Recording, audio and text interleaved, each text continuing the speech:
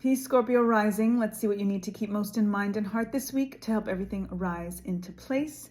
We're going to be tapping into some ambition, career-focused oracle cards for our foundation frequency this week in honor of Mars going direct. Yay.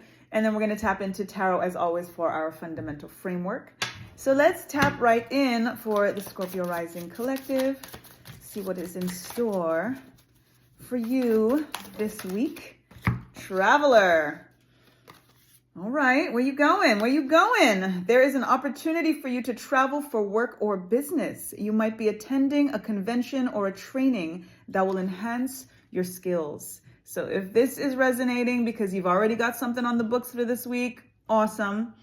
If something is coming up, if you weren't sure about it, this is your confirmation that this is going to be good for you. Definitely think about it. Again, for it to come up and it's been on the radar, take heed to this, especially again, Mars direct. Things have felt a little bit stagnant. Things have slowed up a little bit. Now things are moving. There's nothing more tangible in regards to moving than actual moving and traveling. Getting on a plane, getting on a train, getting in the car, getting on the bus, whatever it may be. Sometimes the travel doesn't also have to be so far in some senses, but just in regards to going from point A to point B, that is specific in regards to business, that's specific in regards to your brand and putting something out there, doing a presentation, whatever the case may be. So definitely confirming here that it's going to be good for you and for your business if you take the leap and make the trip. Let's tap in. We got flip out here. Let's see what else is in store with the tarot here. We've got the 8 of Wands, and it's in the reversal position. So this is an energy of the stagnation that may have been felt, very much tapping into Mars energy because the Wands energy is all about fire, is all about creativity, is all about the passion and the drive, and it's about a particular message. So in relation to the travel, you may have been delayed in regards to accepting or deciding that you were going to do this. This could also be in relation to maybe having a little bit of concern or doubt or fear in regards to travel. Things are happening with the planes these days, so I totally hear you if that's kind of what it is. So definitely pay attention to your gut feeling. Always go with your instinct, always go with your intuition, but think about which way you can still show up for yourself, even if it's not actually taking the trip and maybe doing it on Zoom or whatever the case may be, just so that you don't miss the opportunity if it is in another location and you have to kind of be able to do it remotely. This slow up here in regards to messages as well is making sure that you are getting the emails on time, that you're being very, diligent in regards to getting all of the information that is supposed to be coming through for this particular endeavor.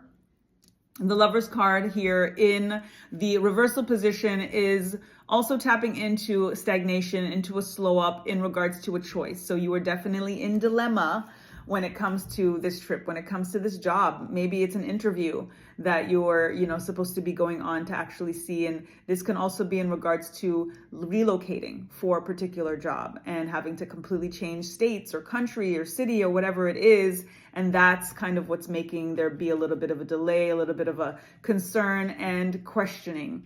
Being in this energy of should I, shouldn't I, the energy of choices and kind of being torn between two lovers. And that could be two cities, two relationships. If let's say you're in a relationship here, but then this is a business relationship that you now have to kind of choose between the personal and the professional. So this dilemma is very real for you. And it is in relation to advancing your career. And now you have to kind of be in the decision-making process of, do I follow my heart? Do I follow my head?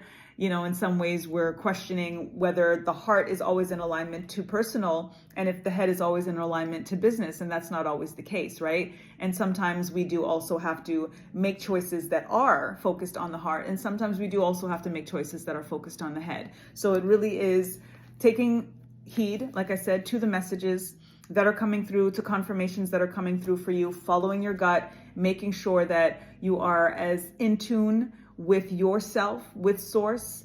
As we tap in again with Mars going direct, a lot of uncertainty, a lot of stagnation, a lot of dilemma that has been there.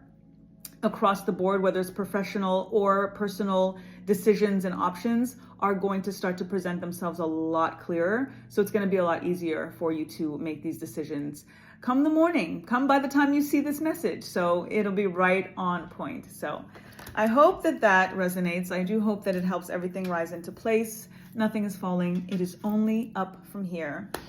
And if you do resonate with this reading, I do want you to put a bag or a suitcase emoji in the comment section below, just so that you have the visual of being open to the travel, being open to packing your bags, going somewhere else, doing something more, making the choice, so that you can feel what it feels like to actually make that choice. Sometimes we do have to push ourselves, again, outside of our boxes to really be able to acknowledge, how do I really feel with the true potential, the real potential of making this choice? And then the actual thing that we want to do comes through a lot clearer. And many times we realize that it was never a dilemma in the first place. So I hope that helps. Until the next time, peace.